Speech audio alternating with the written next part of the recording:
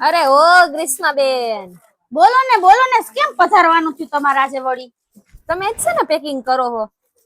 અરે ભાઈ આ કસ્ટમર ના ઓર્ડર ના હુક બનાવ્યા છે, જો ને ત્યાં બધું પેકિંગ કરું છું બેન. તે પણ બતાવો તો ખરા. અરે હાલ તને બતાવી દો, પેલા મને જોવા તો દે પેકિંગ થયેલા પૈડા છે કે નહીં. પૈડા તો છે, જો તને બતાવું.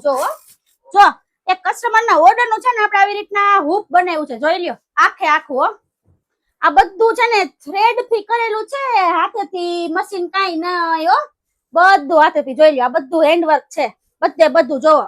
જો એક આ કસ્ટમર ના ઓર્ડર નું બનાવેલું છે ને, હજી એક બતાવું. જો બીજા બધા પેક થઈ ગયા છે એટલે બધા નહીં બતાવું, બે ત્રણ ખુલ્લા છે એ બતાવું. જો એક આ બીજું, આ જો નવેમ્બર નું છે, નવેમ્બર નું. જો આ નવેમ્બર મહિનાનું છે. જો એટલે આપણો મેરેજ મંથ હોય એનું બનાવ્યું ને?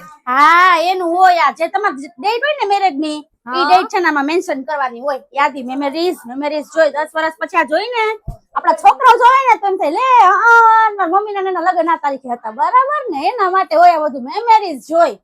અચ્છા, જો કેવું લાગે છે ઈ કે? લાગે છે તો બહુ મસ્ત નું, પણ તમે બીજાનું કસ્ટમાઇઝ કરી દયો. અરે આ ઓર્ડર ના જ છે, બીજાનું શું? આપણે બીજાનું જ કરવા બેઠા છીએ. આપણે કેટલું કરવું આ બધું કેજો? આપણા હાથ ક્યાં નાખવું આપણે આપણું બનાવીને. જો આ એકનું નવેમ્બર મહિનાનું છે ને એકનું ફેબ્રુઆરી મહિનાનું છે. જો એડવાન્સ બુકિંગ ચાલુ થઈ ગયા છે. આમાં હેન્ડવર્ક છે એટલે કરતા વાર લાગે, તો જો જે કોઈ કરાવવાના હોય ને બધા વહેલી તકે અક્ષરાટના બુકિંગ કરાવી દેજો, બરાબર?